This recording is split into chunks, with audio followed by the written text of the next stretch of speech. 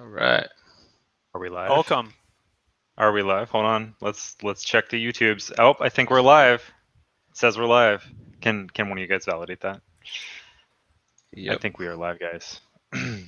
Awesome. Well, welcome to the CoinSec podcast. It's episode 39. We are back again this week. This week, you've got me, your host, Bo Bullock, and I'm joined by Steve Borsch and Corey Ham. What's up, guys? All right. Not much. Light crew today. Yeah, episode 39. We're almost over the hill. I know, right? That's crazy. That's crazy. I know it's funny because it's only been 2 in the last 2 years. No, but hey, one is all it takes to be a podcast. So we're great. that's true. That's a good point. Yeah, like once it's out there, it's there forever. we should mint our podcast as NFTs on OpenSea. Honestly, yeah. Why not? Couldn't hurt. Yeah, we could do it. That they could become collector's items. Oh yeah, big time. You got a 30. You got an episode 39. Yeah. Oh, that's a rare. That's a rare. That's episode. a rare. There's only 3 of them at that point. That's like the podcast Mark II, episode 2. You know, you got to like break it down into like seasons. Season 2, episode 2. Yeah, yep. That's a good point. Yeah. This is technically like episode 2 of season 2, right? Right. It's like an anime though. We just keep going on one season forever. That's true. Yep.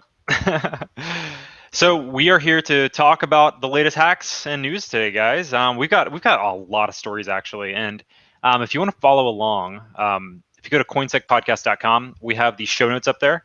I'm gonna go ahead and share my screen so you can kind of see what that looks like. So on coinsecpodcast.com, we've got scroll down to show notes. You can click the latest episode 39, and check out the notes there.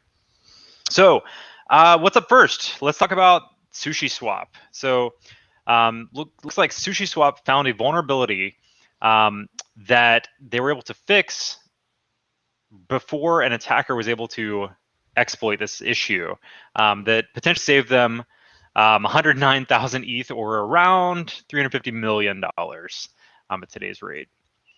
So this one was super interesting.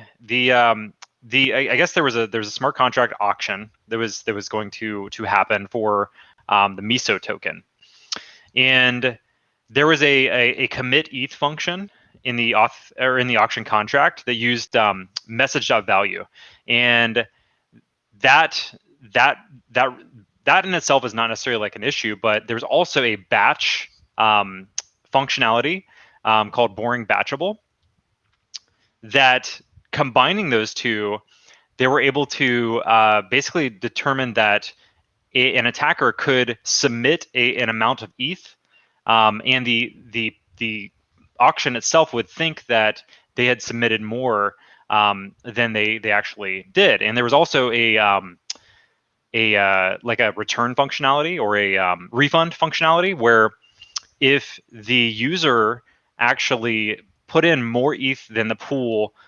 total was supposed to be, then it would actually refund the amount back.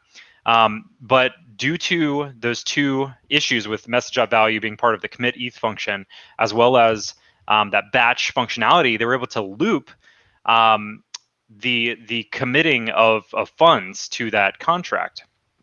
So essentially, like, a user could potentially commit like 100 ETH, or make it appear like they've committed 100 ETH, but instead the actual amount was like 1 ETH. So they would actually like use the looping functionality to actually make it appear as if the contract was getting 100 ETH, and they could then potentially initiate that refund functionality to drain the actual ETH from the contract itself. Right. So that, I mean, what's interesting with this is they found this, but this was a post-deployment code audit, right? So instead of finding this during a pre-production, maybe deployment, this was found after the fact, which kind of saved them from actually losing the money. Exactly. So they were in the middle of an auction, right? And they had already had a number of donors for this particular auction. And the white hat, the person who actually found this issue, contacted the team, and they actually killed the auction quick enough so that a real attacker couldn't actually drain it. Very, very cool kind of disclosure process there.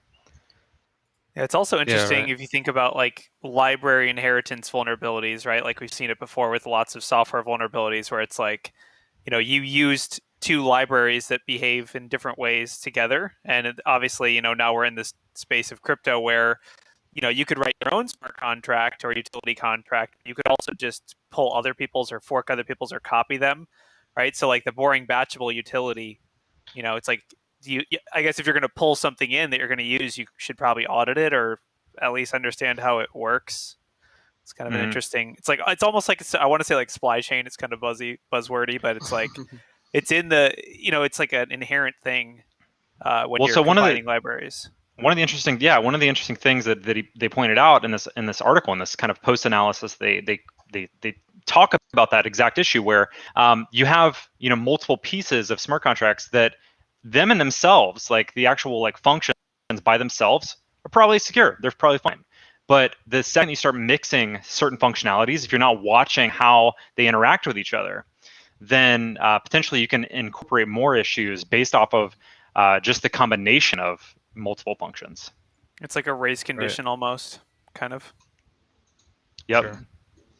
Yeah, and I think that the timeline on this is actually even more interesting, right? So, in that article, he basically starts out at 9:42 a.m. talking about like just looking through the contract data, and then by 11 10 a.m.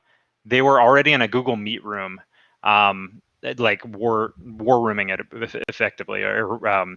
to try to figure out what the issue was and how they were going to mitigate it. So within a couple hours, and then by it looks like 1:36 p.m. They had already wrapped up the work on the rescue contract. So very, very cool that they were able to go in and save that many funds so quickly. I hope they made it worth his while, right? It's got to. I hope there was Yeah, some does it say? reward to the guy. It doesn't. Yeah, it doesn't say. I mean, obviously, I wouldn't go tweeting like, "I just got $5 million from," like. But like, you gotta hope that you give a company $350 million of their own money back that was potentially going to be stolen. Hopefully, they wouldn't Hmm. throw you a bone, right? It's also an important precedent, right, for a company like SushiSwap to set like if you find something, tell us and we'll make it worth your while to fix it in before instead of stealing our money and having an argument on a blockchain. Right. Yeah. So I mean, I guess they could have done exactly that, right? They could have gone and stolen $340 million or whatever, right? And who knows, like, would they have gotten away with it? Like, I mean, with what we've seen with that, the hack last week, the poly hack, right? Like 600 million stolen, and I mean, yeah, he gave it back, but like, I mean, it brings up a lot of questions, right? Like, do you have the ability to actually do anything with that much money? Would you get caught? So yeah, I mean, the fact that he could have done that, right, and completely wrecked that auction, but was decided to be a good guy for sure. Like, he should be rewarded, right? Right. You got to assume anyone would take 10 or 20 or $50,000 in clean cash that's legal versus trying to launder or illegal and looking over your shoulder for the next 20 years if you actually were to steal $350 million from Right. people, from a lot of people, right? Because it's an auction, so like everyone that put in money would be like going after you. Yep. All right. So our next story is on Liquid Exchange. So apparently, Liquid Exchange it's a Japanese exchange that was hacked for about $80 million worth of digital assets. So they confirmed the security breach in a Thursday tweet revealing the wallet address of the implicated in the breach. And this one was kind of interesting because I saw a tweet that they allegedly were storing everything in cold wallets, right? Mhm. But it turns out that they had about $90 million in hot wallets. Well, I mean, you can't store everything on an exchange in a cold wallet, right? There has to be some kind of intermediary wallet True. that's doing the offloading and the processing of the transactions, the high-speed transactions, right? Yeah, it sounds Right. like PR team got a little excited with their tweeting, right? They were like, "Hey guys, do we use cold wallets? Yes. Okay. We keep everything in cold wallets." And I'm sure the technical people were like, "That's technically not true. You probably shouldn't have tweeted that." And then Right. it came to pass that the PR team, they're it's very awkward, what do you want, Curb Your Enthusiasm theme song moment where it's like one tweet later, security advisory, all of our warm wallets are gone, we're moving everything to cold wallets. Yeah, It's right. like, hold on, I thought you guys said you only use cold wallets. Right. Yeah. The meme, how it started and how it's going now. Right? Yeah. Yep, Yeah, exactly. really. Yeah, so they said in a post, so Liquid actually posted this. They said this time the MPC wallet, so the multi, what did we decide was the Multi-peering. multi-peering, okay, wallet was used by our Singapore subsidiary was damaged by hacking. The impact on us is currently being confirmed. So they're still doing some investigation. But then they also say that the cold wallet used for segregation management is safe and no impact on the assets entrusted to us by our customers has been confirmed. Or sorry, correction, multi-party computation. So that's what MPC is. Yeah, MPC is an advanced cryptographic technique in which the private key controlling funds is generated collectively by a set of parties, none of whom can see the fragments calculated by the others. It's like a consensus algorithm kind of thing. Right, but if you hack in or you phish in, right, and then you control a developer's workstation or whatever node is controlling the wallets, you have access to the RPC, right? If it's already logged in and doing the transactions and things like that, it doesn't really matter how many signatures are on the wallet, right? It's kind of like if you're inside the network and you become DA, it doesn't matter, how many security protections are in place because if you're already there, you're there, right? And you have access. Or if you hack a laptop and they're on VPN, you have access to their VPN. So I think it's kind of the same situation there. But because they talked about their subsidiary was hacked. So does that mean, like, was this a phishing attack? Or, I mean, we don't have any details on that yet, do we? Yeah, we don't have details there. Their website does show that they have suspended all accounts. So everything is shut down right now on that platform. I feel like we have to assume that the MPC wallets were cold only. Those were the cold only wallets, right? Like that's obviously totally a guess, and I have no data to back it up. But I feel like, when the post says they did not explain how the MPC wallet was circumvented, right? You got to assume that the warm wallets were an MPC, which, if you think about it logistically, makes sense, because if every time you want to do a transaction on the exchange, you have to have multiple parties signing it or multiple parties verifying it, it's going to be like slower, or it's going to be impossible. Yeah. So maybe only the cold wallets were MPC and the rest were just typical normal wallets. Who knows? I think. But this comes down to that famous saying, not your keys, not your crypto, right? So how much are you storing on exchanges? Maybe take a look at how much you're keeping out there on those custodial wallets where they're in control of the keys, right? Because if you don't leave your funds on an exchange like this, then you don't have to worry about hacks like this. I mean, obviously there's plenty of people that they want, whether it's for trading purposes or if they want to have quick access to a lot of crypto, then sure, like that might be a reason to have it on an exchange. But I would say the majority of the time you should be storing it offline in your own cold wallet, right? Or in your own hardware wallet, your own wallet that you control, as opposed to leaving it on the exchange. Right. Yeah, I'm wondering how many users this exchange had, right? Is it like, is it everyone had $1,000 each, or is the 60 million from, or 90 million, is it from like the exchange accounts itself, like almost I don't know if you call it escrow, or like, the money, the pool money that's used to facilitate some of the trades? Yeah, that's a good question. Yeah, I think one of the stories we've got something kind of along those lines to talk about. Yeah, well, we talk about real quick about not your keys, not your crypto. I'm looking at a chart. If you go to cryptoquaint.com, there's a chart overview on there that shows how much Bitcoin is on like exchanges versus not, and it shows like how it used to be on the exchanges before, but over time people are storing their money or their Bitcoin elsewhere. So right there, BTC all exchange reserves. So we can see the drop, and it's kind of interesting, like how, look, if you go back in time, you can see that there was a lot more sitting on exchanges than there are now. It's kind of flipped. So the purple line is the money on exchanges? The reserves on, yeah. Okay, so the purple line is not your keys, not your crypto, and the black line is your keys, your crypto. The black line is price at that time.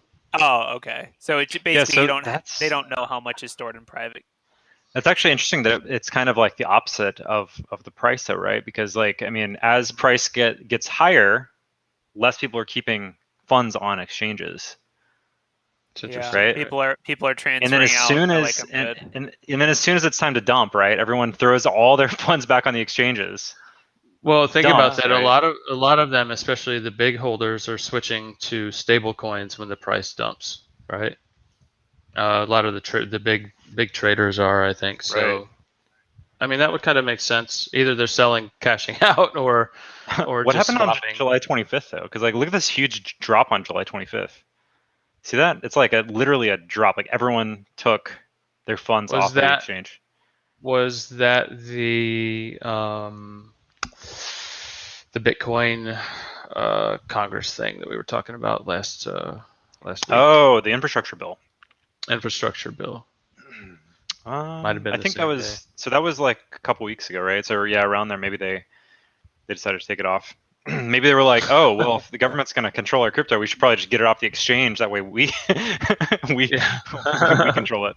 Well, we can't take it from. Can't take my crypto.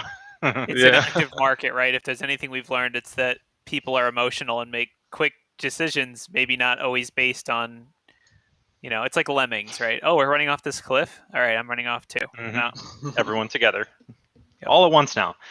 All right, next up, we've got an interesting story I saw this morning, actually, from the Hacker News. So the headline is Cybercrime Group asking insiders for help in planting ransomware. So a Nigerian threat actor has been observed attempting to recruit employees by offering them to pay $1 million in Bitcoins to deploy Black Kingdom ransomware on companies' networks as part of an insider threat scheme. So they're basically contacting employees at companies and saying, hey, I'll pay $1 million if you run this ransomware for me.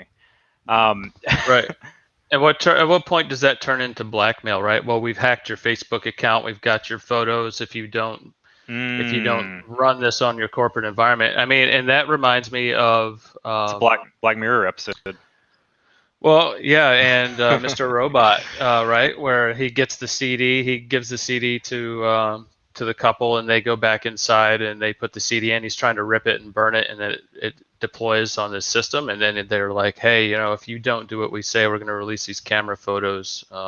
You have got to run this code or put the CD drive in at the company, right?" So it's the same type of thing, and I could totally see it going down that path, right? Yeah. I will say, if you're dumb enough to accept $1 million from a Nigerian person, you probably would just run it for free. Yeah. So there's a quote in here that says, the actor also instructed us to dispose of the exe file and delete it from the recycle bin. Based on the actor's responses, it seems clear that he, 1, expects an employee to have physical access to a server, and 2, he's not very familiar with digital forensics or incident response investigations. Yeah, so something tells me that they weren't really willing to give out $1 million, but it is interesting. It's an interesting data point in the question of how much is an insider threat worth. Mm-hmm. This right. might pump up the numbers a little bit. Mm-hmm. Absolutely. Yeah, we do those kinds of assessments all the time, right? Where you're already on the network, you have access to stuff, and it's just a matter of time before things like this. This is cool that they reported it and they showed it, right? But how many of them get through the cracks that don't? Yeah, and I mean, this kind of dovetails with another article we have, which is that massive increase in phishing attacks targeting crypto exchanges, right? Like, an insider at a company deploying ransomware is one thing, but what about an insider at a crypto exchange or a crypto company, right? Like a DeFi company or something like that. If you can land a phish at one of those companies, that's a whole different level of access that you might have, right? Yeah, right. Yeah, either injecting code or just dumping money out of wallets. I'll release your source code if you don't, pay me X of your token or whatever. Yeah. Well, think about the Twitter hack that happened a couple years ago, where they phished or got access to a Twitter admin panel, and then they were able to like tweet from like all these massive accounts, right? Like president's account and everything. Yeah, right? I definitely think that. I mean, obviously hopefully you have defense in depth, like you talked about earlier. Like, hopefully that these companies have, okay, there's limits, thresholds, or smart contracts that prevent this kind of thing from happening. But like those MPC wallets where it's like, okay, you have the one doomsday key, but we have to turn them at the same time to unlock the main exchange wallet or whatever. But I mean, if you obviously, I think if you're a skilled enough attacker, going back to the Mr. Robot thing, if you just tell someone, hey, you're a developer for this DeFi company, just insert this one line. You know what I mean? They might not even understand what it is or what it does, but maybe that's your rug pull or your whatever it is that lets you cash out or lets you just take one, like the old, hackers take 1% of every transaction or whatever, whatever you want to do. If you can inject code into exchanges or that kind of thing, you can definitely get somewhere. So that's actually another thing that I see debated pretty often, is like the due diligence and looking at your code and having multiple auditors look at it to find things like that. Because what if that happened, right? And you have a contract and you inject some sort of like rug pull mechanism into that contract. Who's to say that it wasn't just an accident when you get hacked, or that later on when you hack yourself and steal all the funds from it, that wasn't you? Right. It's hard to say, like, was this something that was legit put there for a rug pull purpose, or was it some sort of just mistake by the developer? Yeah, for sure. And also the chain of forensic custody. It's like, well, where did this code come from? Oh, well, someone blackmailed me and had my Facebook account and they made me put it in there. You know what I mean? Like, it'll be interesting to see if that happens. Similar happened to Ravencoin a few years ago, where somebody, a pull request on GitHub got pulled into their code, and a malicious one-liner was basically put into there. So somebody was mining, and they were mining like all the blocks, basically copying the blocks somehow. So they mined millions and millions of Ravencoin over the course of a week before anybody figured it out. And last I knew, they were like, well, we're going to figure out who injected this code, and then nobody said anything, and it never went anywhere. So it's an absolute real threat where people can inject code like that and drain funds, or even if they're mining or whatever. All right, let's go on to the next story. So the next one I thought was pretty interesting. The Solon actually had an incident where an attacker attempted to exploit the Solon smart contract. They subverted an insecure auth check on the update reserve config function to make accounts with borrows liquidatable and set the borrow APY to 250% for all markets. The attempt to steal funds was detected and stopped by the Solon team in time such that no funds were stolen. A handful of users, 5, were liquidated by Solon's liquidator, but those users are being refunded out of the liquidator's undue earnings. So the thing that I thought was really interesting about this was how they detected this, and then how they ended up going in and trying to mitigate this issue. So apparently, 0xRooter, I think was the Twitter handle that I saw, was at like the local like store and was watching Twitter. Yeah, and I was watching Twitter and saw that one of their users was tweeting about APYs being 250%. If I was the attacker, I'd be so upset. I'd be like, man, I put in all this work and some guy just finds out from Twitter.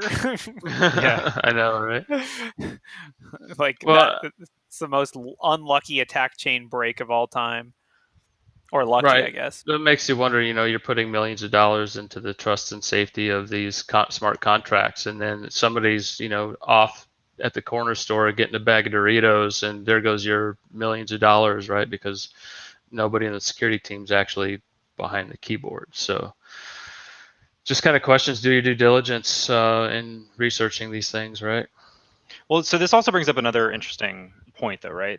How do you set up alerting, and like what kind of mechanisms can you put in place to help find things like this? Yeah, so I mean, we talked about it before, but like the social media monitoring thing is kind of the easy, like I guess it's the most evident detection technique, where you have social media presence monitoring, like I mean, companies already do this, right? For PR reasons, they monitor like their actual like how happy are people about Tesla or whatever, and they actually monitor like their hashtags, right? So like they have keyword alerts that say something like hashtag give me my crypto back or whatever.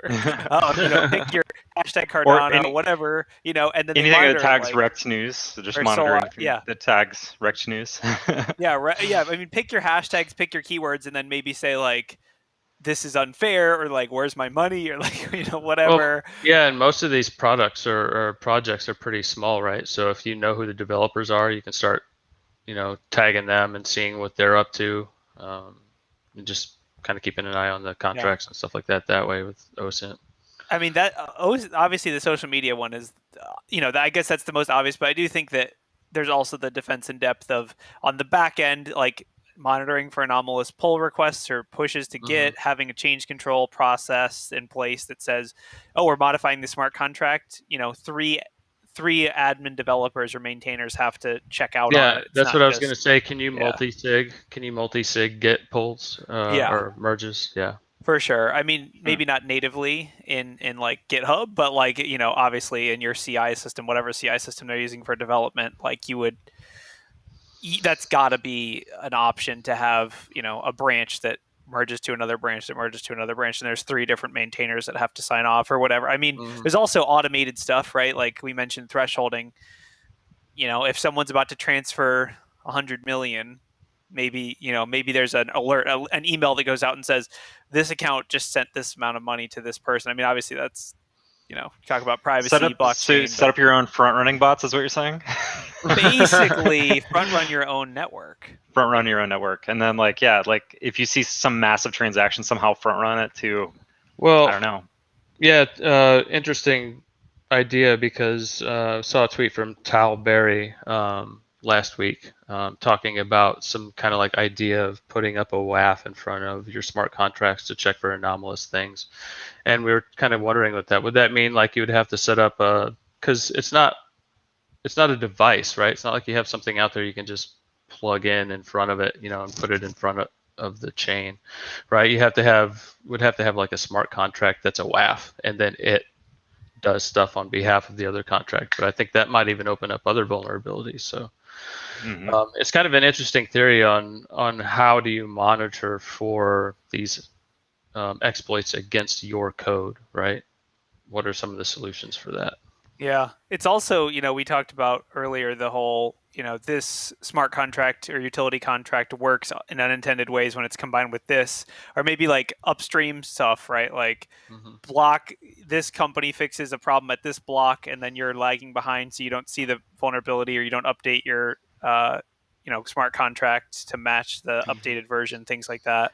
One thing I just thought of that might actually be really interesting to look into is, Stephen, we were looking at Carl yesterday, right?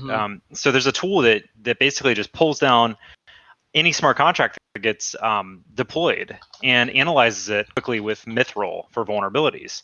So it's like an automated way to try to identify vulnerable contracts that are being deployed. So what if you took a similar approach and you pulled down all the smart contracts that are being deployed, analyze the bytecode, and compared the bytecode to your own contract's bytecode?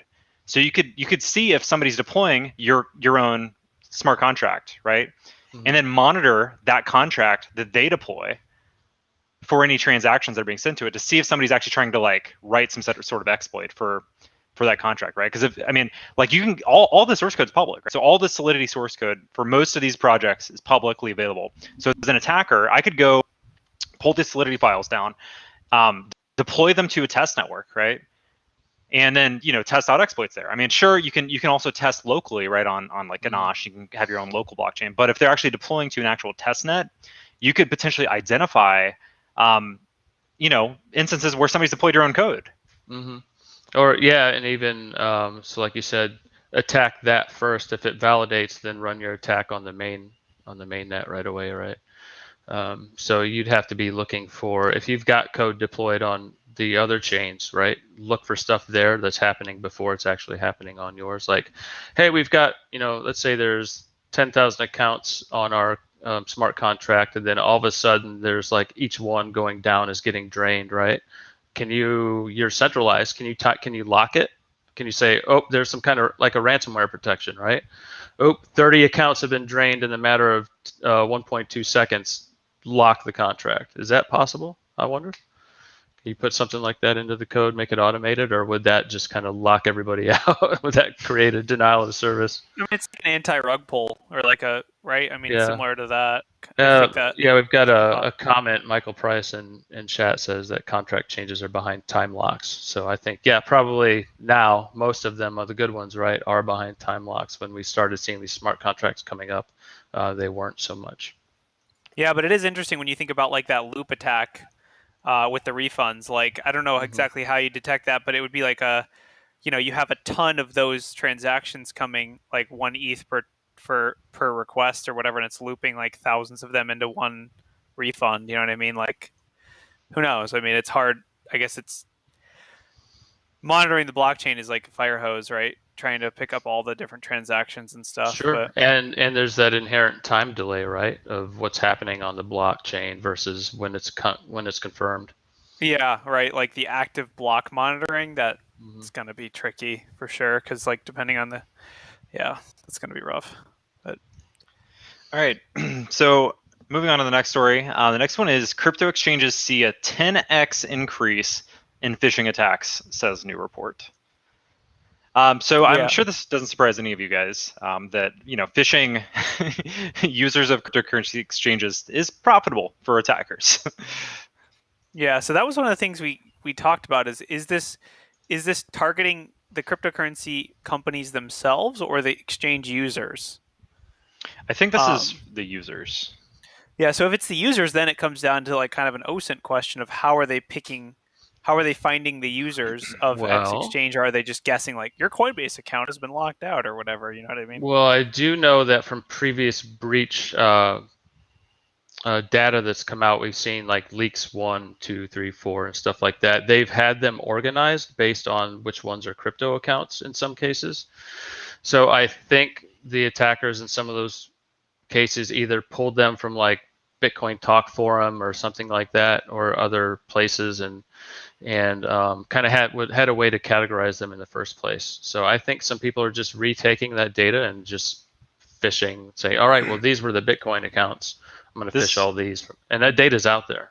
Yeah, this reminds me of the Ledger wallet attacks, the physical ones that they were sending out not too long ago. It was actually like a couple months ago, where Ledger had I guess like a breach where some of the users of Ledger were identified, right? It was like almost all, pretty much. It was a lot.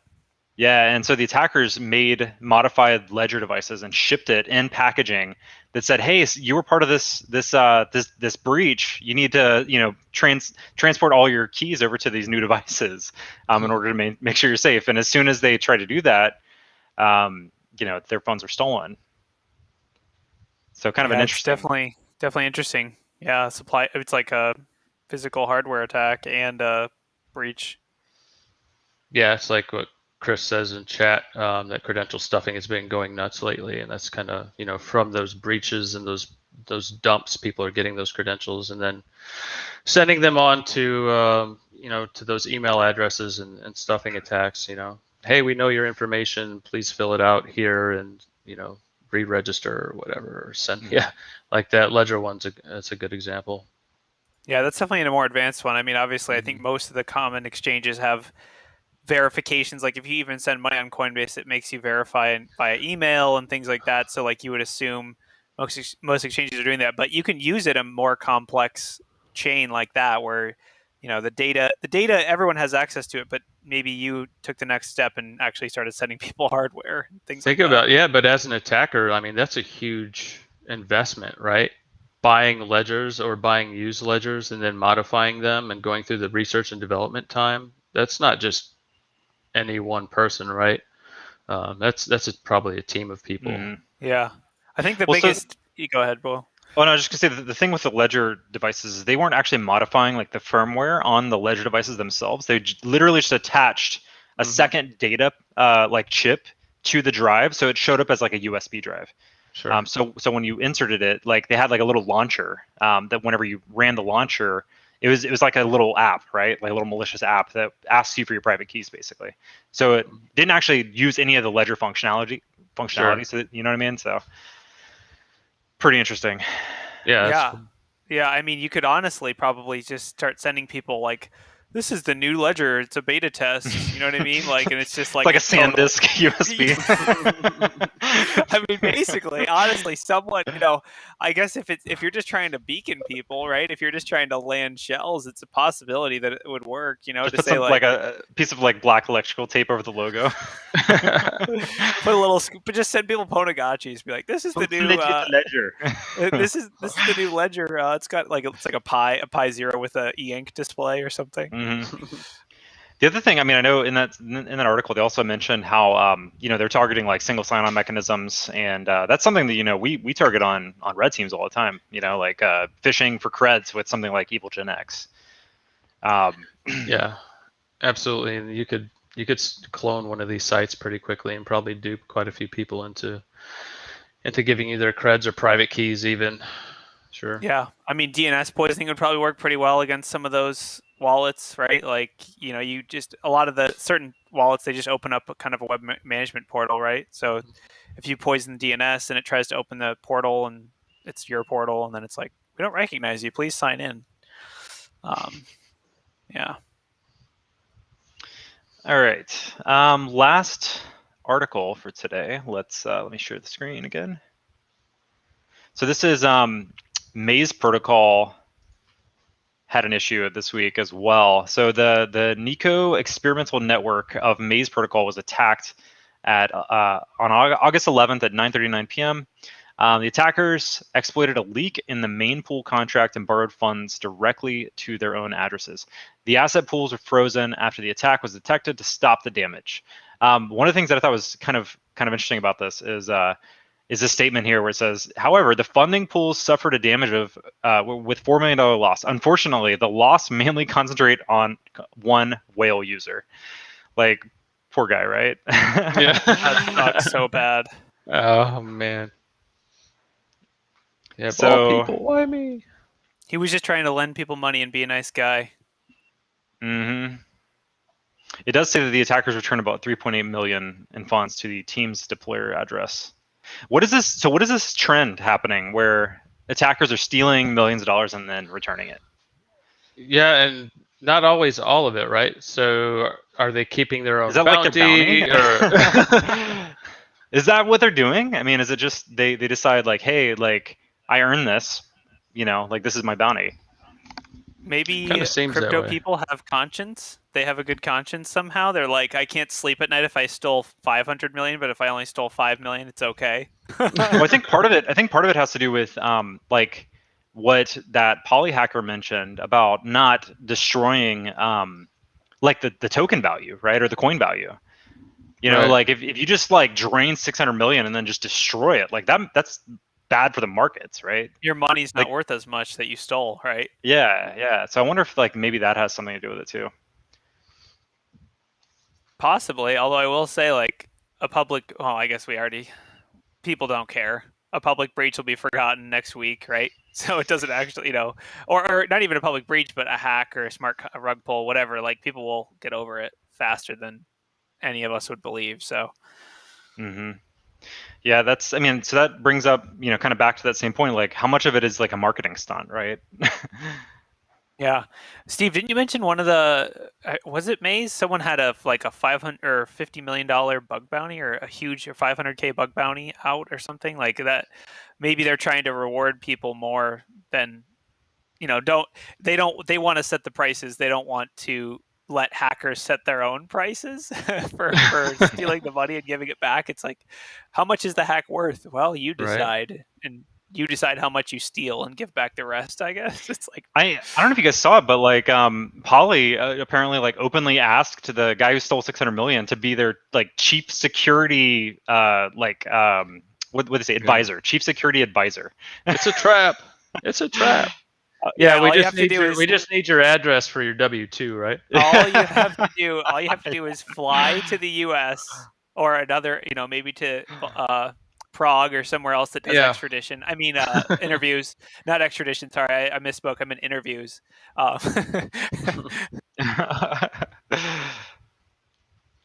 Cool. All right, so we're up to the non-news hack talk. All right, let me share screen again. Cool. So first up, we've got Android and iPhone apps coming to Windows 11. Nothing to see here, right? Yeah, so I read. I think it's. I read go on the ahead. internet that if it's not my keys, it's not my crypto. So what I'm going to do is I'm going to download all the apps onto my Windows device, and I'm going to have all my keys on my Windows device inside of Android apps, and just hope that file permissions and container escapes and all those fun bugs that no one ever discovered don't apply to me, right? Right.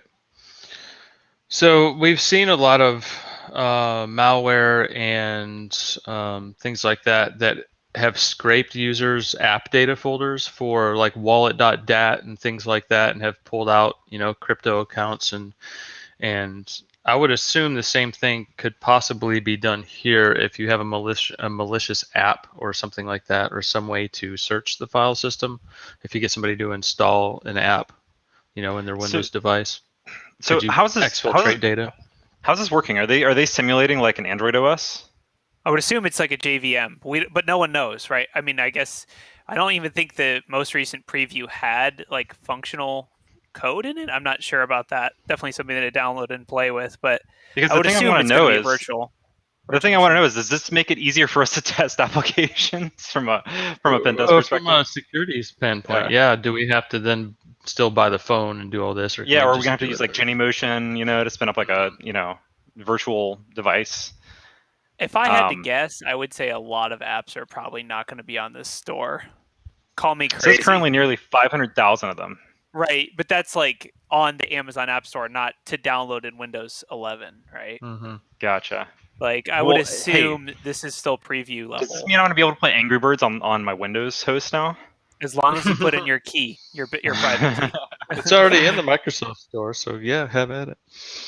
Nice. But yeah, I mean, I think it mostly just comes. I mean, obviously, we're not bug hunters, and we are not looking for bugs in the Windows 11 preview JVM or whatever we're calling it. But it does, bring into question a lot of the components that are going to be playing together, right? There's going to be potentially a new virtual machine that's running these apps. There's going to be probably some containerized like storage or overlay FS kind of storage, like a lot of new drivers, a lot of new kernel stuff and userland stuff from Windows.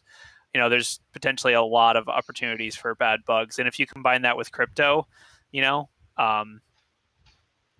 wallet, my keys on my device, which is great, but not, when it gets stolen. I've got a little bit more confidence in this now than I first did, like with Windows Subsystem for Linux. I was like, oh man, this is gonna, open up so many attack avenues and things like that. And we've seen that their file system permissions have been pretty well on point from crossing from one to the other, right? You can't, if you pwn the Windows box, you can't just inject code right into the Windows subsystem, right, without maybe having control of the desktop or whatever. So yeah, I wonder if this is going to be something you have to enable, just like the subsystem. Like, is it going to be like a feature, right? Like you have to enable it. I would think they want this to be more widespread, right? So if that's bigger the case, market share. If that's the case, maybe we should be building malicious Android apps to fish with. Yeah, right. Yeah. I mean, it's hard to get those onto exchanges because of the auditing that takes place, but it is interesting. I mean, if they make it easy to do like, click here to install company, JVM or app, Android app outside of the normal app store. Of it, yeah. Yep. Like, that's a potential shortcut fish or that kind of thing where it's like. Or just some like PowerShell one-liner that just installs it. Yeah. If it's native, then, I mean, that's like, it's the new PowerShell. Right, the Android ecosystem is like the new PowerShell if it's native, because you just make an app called Reverse Shell. So who's going to build the Sharpound ingester as an Android app? Right. Well, not me, because Java, but yeah, someone. because Java. But yeah, Burp has an Android app.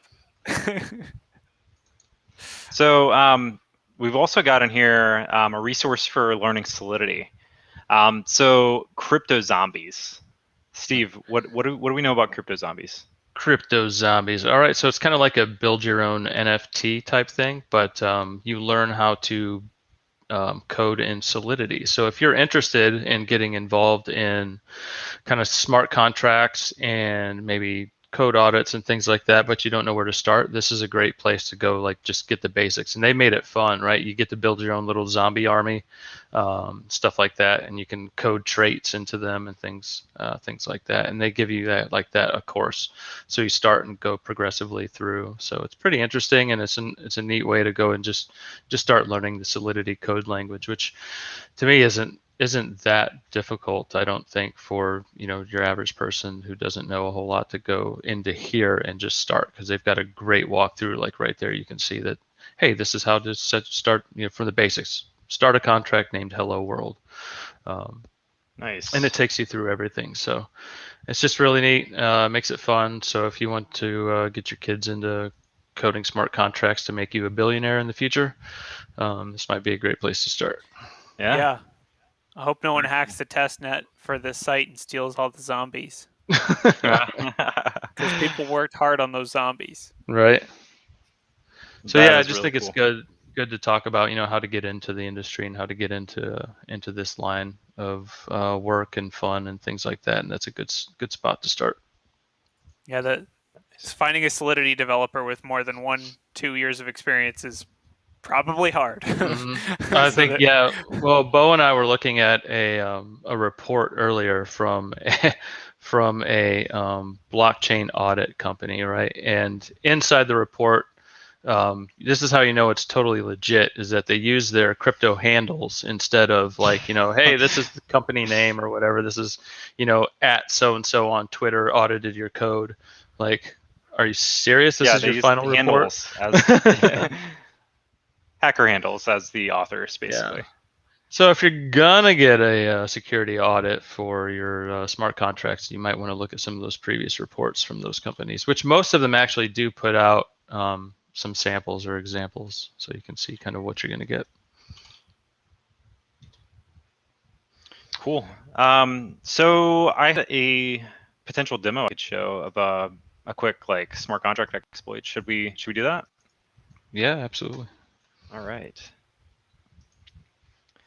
Which one we got here? So basically, I've been going through some of the different CTFs and stuff out there, and this one is from the Damn Vulnerable DeFi, which is actually, it's been really fun to play with. So this is the Truster version, and this one is built around flash loans. So the contract, there's two contracts for this particular scenario. We have a damn valuable token, which is a custom ERC20 token that we will be deploying, and then a lending pool. So where the flash loan functionality is actually built in. So there's a function for flash loan, and if you're not familiar with flash loans, they're actually kind of a fascinating thing. Like why they're even a thing is kind of fascinating. So basically, the idea is that you can go borrow like $1 million without ever having any sort of equity or any sort of stake into that particular fund. And the catch is that you have to return it all within the exact same transaction. So you can borrow it as long as it's all sent back within the exact same transaction. And smart contracts actually are programmed to validate that entire process will be paid back, or else it'll just revert the entire thing. And one of the primary reasons these exist is because of trading. So arbitrage and trading is when you find a token that's worth let's say $1 on one exchange, but it's worth $2 on another exchange. So you would buy high, sell, or buy low, sell high. So buy the $1 token, then sell it on the exchange for $2, right, and make a profit. So the idea here is that with flash loans, you could borrow a lot of money within that same transaction, go purchase something on an exchange and then sell it on a different one, and then return the initial value back and then keep the profits. Mm-hmm. So with this particular contract, one of the issues is around the fact that they use this target call data here, where basically an external attacker who calls the flash loan functionality can actually supply their own target contract as well as the call data. So I set this up in Ganache so we can kind of demo it here. So Ganache, if you haven't seen Ganache before, it's a way to kind of host your own private blockchain, essentially. And I've deployed the contracts, the damn valuable token. I've deployed the trust or lender pool here. And we can go to the Truffle console and take a look at a couple things here. So we can, here, let me actually exit out of this real quick. Come back in. So let's get the damn valuable token first, if if this would work. Give it a second. Truffle's taking a minute. Is it doing Looking the for truffle truffle. shuffle? Doing the Oh, truffle shuffle. Yeah, truffle shuffle. Yeah, it just has to do a little shuffle. There we go. So we're gonna do let token equals await damn valuable token dot deployed, and then we'll let the pool equal await truster lender pool dot deployed. So basically, we're just taking the contracts that we deployed, putting them in variables, and then let's go ahead and get the balance of the pool. So this particular pool we deployed with 1 million of the damn valuable token. So it returns it in big number format. So we have to actually convert that to see what the actual value it is. So we can use Web3 utils .to number 0x, and then we'll give it this big number format here.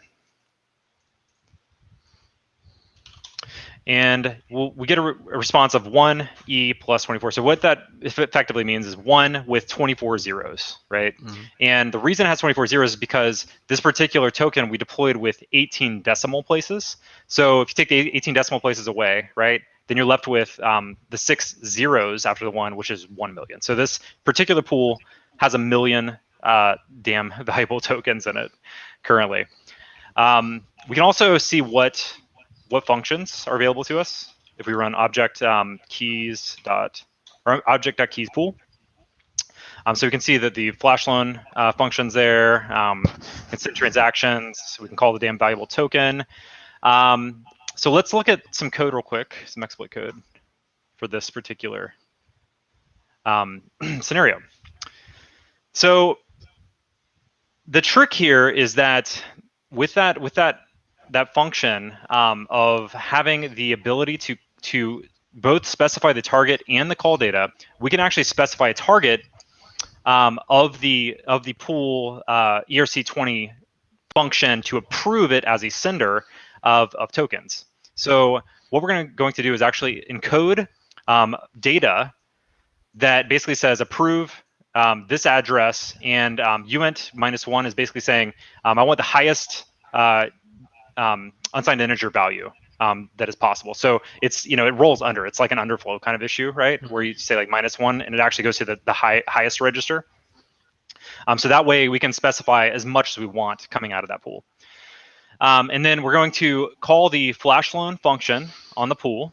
We're actually not going to request any tokens during the call because we don't want to have to worry about sending it back, right? We don't want to have to worry about the functionality of the flash loan where we have to return it, right? Because that's part of how flash loans work, right? Like you have to not only take the flash loan, we have to return it. So we're going to just specify 0, so we're not actually going to call anything. And the reason is because this first transaction, we're just going to basically be sending the data payload to that function so that it approves our contract as an approved recipient of these tokens.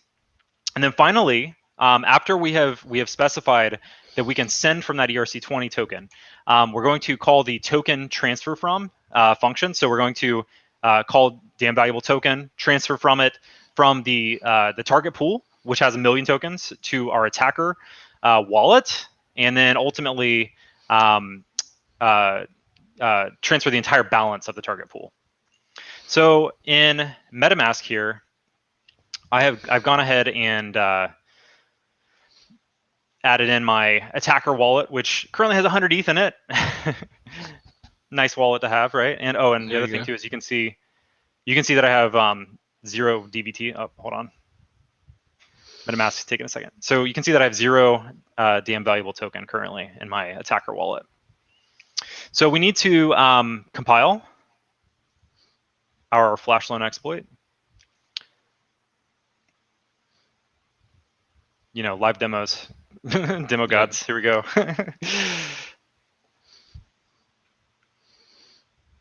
It's probably going to warn you that you have a security flaw, you know, that underflow. Yeah, right.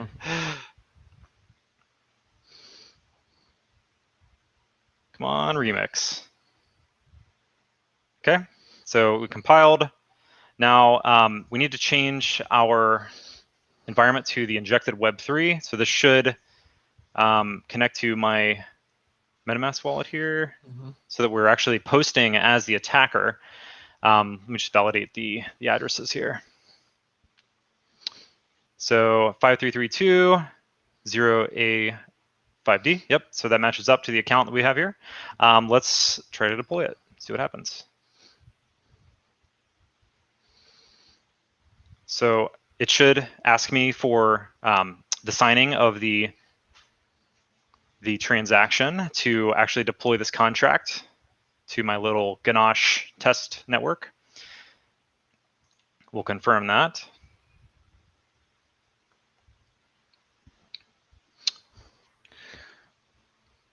So if you're a real attacker, you have to have the amount of ETH to cover the gas cost to do the transaction, right?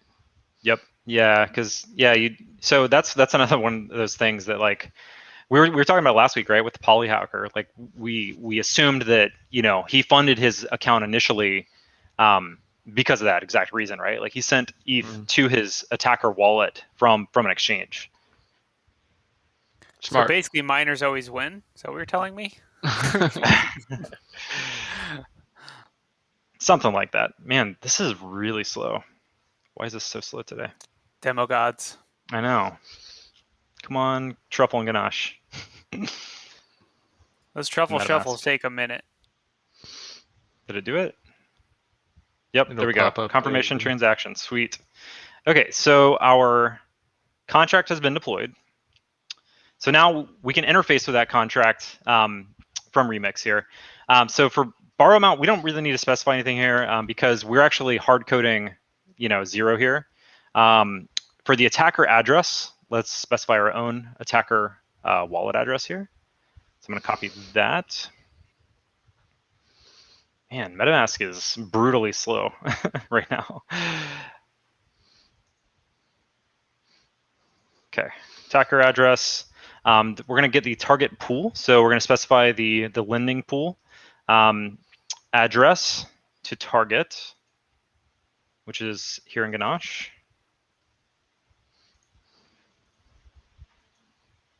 And then we're going to specify the DM valuable token,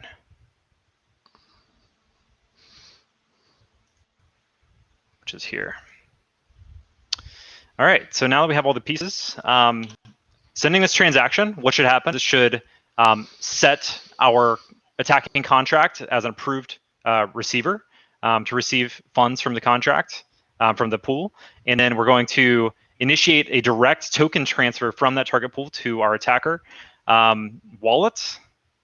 Demo gods, don't fail me. Come on, demo gods. Should pop up with another MetaMask transaction here. Come on, MetaMask. It looked like it did something. Man, brutally slow. All right, it just went. Transact. Okay, so it's pending, but oh, it's up there. See it? Mm-hmm. It just didn't alert me. Come on, MetaMask. Man, I wonder if this has to do with just being on the app we're using to. Yeah.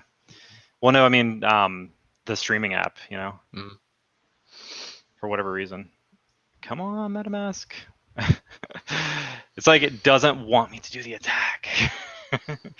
So the result should be that you've emptied the account because you had the -1, right? So it should have emptied the contract. So the -1 is there basically just to say that that's the upper register of what is approved for me to take. So that basically says like I can take as much up to whatever UINT 256 is, which is like I think it's like 2 times 2 to the 256. Because when you approve a contract spend, you approve a certain limit, right? When you interact, like if you're on Binance Smart Chain even, and you interact with the contract versus doing it on ETH, it's the same thing, right? Yeah, and it's an allowance, right? So basically, you're specifying an allowance for that specific token that can be like the ultimate allowed sending total. All right, so we've got MetaMask. Let's confirm here and see what happens. So again, attacker contract here. We are connected to it from our attacking wallet. We are sending a payload to exploit the flash loan on the truster lender pool contract.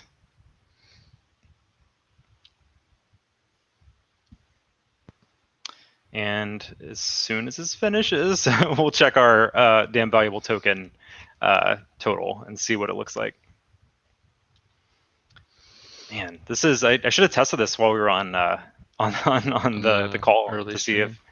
Yeah, maybe I'll have to like do it on a separate system next time. It's demo because this is taking way too long. It's normally much faster than this.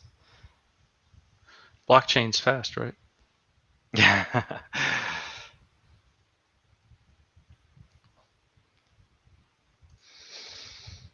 wonder if we can see the transactions going through back here. There we go. Transaction confirmed. So now, if we go into MetaMask wallet, we should see a balance of some damn valuable token if everything worked according to plan. So let's check our assets. And 1 million damn valuable tokens. Woohoo! Wow, those are valuable. Rich. Cash out. And if we go back to the Truffle console here, we can go check the balance of the pool address again, and we should see that it is a balance of 0. So we successfully drained the contract balance at that point. Yeah. So yeah, that's it for that demo. And I think that's pretty much it for the show, I guess, right, guys? Unless you have anything else. It's really cool. I mean, it's mostly, I think it's really cool that you can just download. Basically, you can have a whole blockchain test environment that simulates all that stuff, and that there's security tool or security focused tools like that, damn vulnerable blockchain, damn vulnerable DeFi, all that stuff. That's really cool that those exist, because obviously it's good for people to be able to learn, developers to learn the most common attacks before they start writing production code. Sure. Exactly. Yep. Oh, you mean those things should be open source and out there and visible to everybody? Oh, of course they should. Yeah, they shouldn't be held close to the chest and be commercial. We only know of these exploits and we're not going to let the public know about them. No. Open source, right? Yay, open source.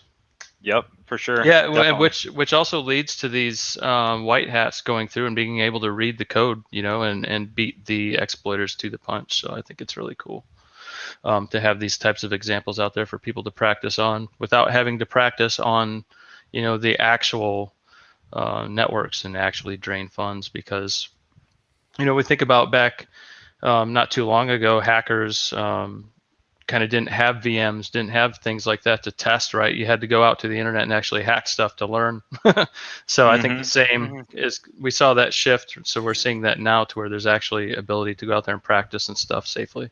Yeah, so, and I mean, Bo mentioned this earlier, but another monitoring technique is to make like signatures or whatever, monitor all the test nets for copies of your smart contracts being executed, just to see, are people playing around with certain things to look for vulnerabilities. Right. Kind of an interesting thing to do, to monitor test nets that are, public test nets. But obviously, if it's private and local to the machine, not much you can do. But right. Cool. All right. Well, I think that covers it for the show this week. Thanks, Corey. Thanks, Steve. Awesome to have you guys on. And we will be back next week for episode 40. Thanks so much, everyone, for watching. Catch you next week. Go follow us on Twitter. Go check out the show notes on coinsecpodcast.com. See you next week, guys.